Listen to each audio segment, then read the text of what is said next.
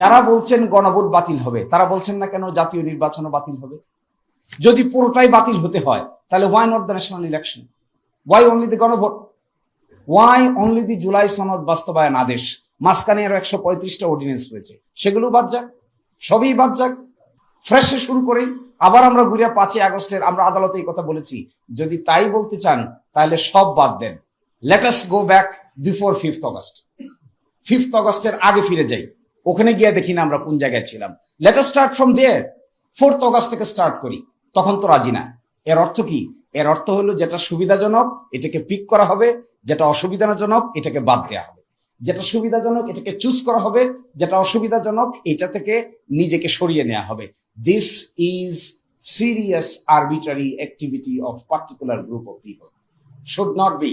No one should do this. এবং এইভাবে একটা রেভলিউশনের পরে একটা চার্টারকে অপ্রাসঙ্গিক করে ফেলার যদি ইনিশিয়েটিভ নেওয়া হয় তাহলে that would be again a political blunder, a legal blunder.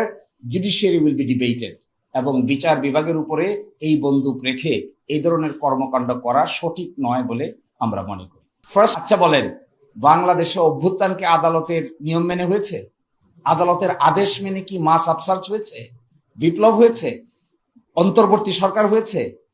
কিংবা গণভোট হয়েছে? কিংবা জাতীয় নির্বাচন হয়েছে? এখন এসে দেখেন, খুব ইন্টারেস্টিং, জাতীয় নির্বাচনের পার্টটুকুকে চ্যালেঞ্জ করে না, চ্যালেঞ্জ করে শুধু গণভোটের পার্টটুকুকে। জাতীয় নির্বাচন তো একদিনই হয়েছে, পাশাপাশি ব্যালটে হয়েছে। আপনি যদি সেকশন 3 গণভোট অধ্যাদেশ সেকশন 3-কে যদি চ্যালেঞ্জ করেন, আবার জাতীয় গণপরিষদ গঠন না করতে চান, তাহলে আপনি জাতীয় নির্বাচনকে চ্যালেঞ্জ করেন না কেন? জাতীয় নির্বাচন ঠিক থাকবে কিন্তু গণভোট ঠিক থাকবে না। জাতীয় নির্বাচনের ফলাফল ঠিক থাকবে কিন্তু গণপরিষদ গঠন করা যাবে না।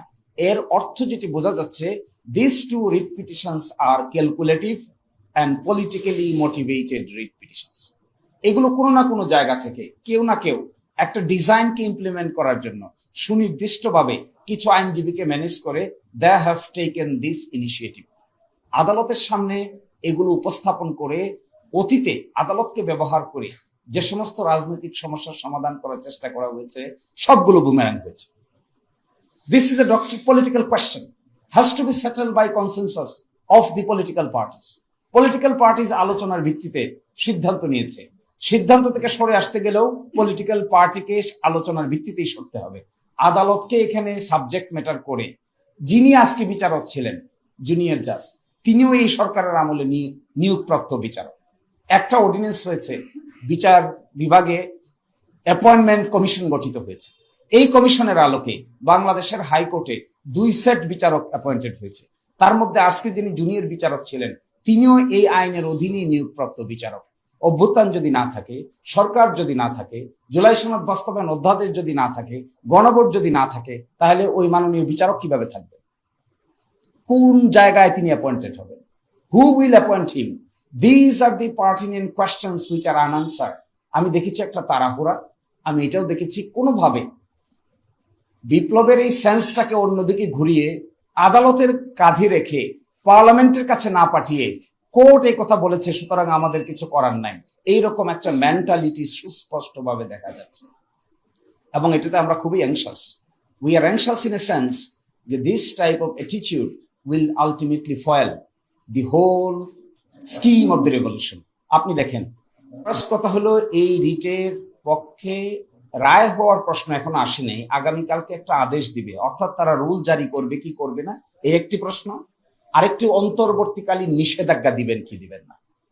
তাহলে রুল যদি, আমরা তো মনে করি এখানে রুলই দেওয়া উচিত না, আমরা মনে করি এখানে ইন্টারফেয়ারই করা উচিত না, এটা আদালতের সাবজেক্ট ম্যাটার নয়। ওয়াইজ হবে আদালতের জন্য এই কথা বলা যে আগামী 10 দিন পরে পার্লামেন্ট হচ্ছে, পার্লামেন্ট উইল ডিসাইড, এটা আদালতের কোয়েশ্চেন না। That would be the wise legal step. আর যদি নিষেধাজ্ঞার আদেশ দেন তাহলে তার কনসিকুয়েন্স মারাত্মক। ল মিনিস্ট্রিকে নিষেধাজ্ঞা চেয়েছেন তারা ক্যাবিনেট সেক্রেটারির উপর নিষেধাজ্ঞা চেয়েছেন, প্রাইম মিনিস্টারের অফিসের উপর নিষেধাজ্ঞা চেয়েছেন। তো প্রাইম মিনিস্টারের অফিস ফাংশন করবে কি করে এই নিষেধাজ্ঞা যদি দিয়ে দেওয়া হয়?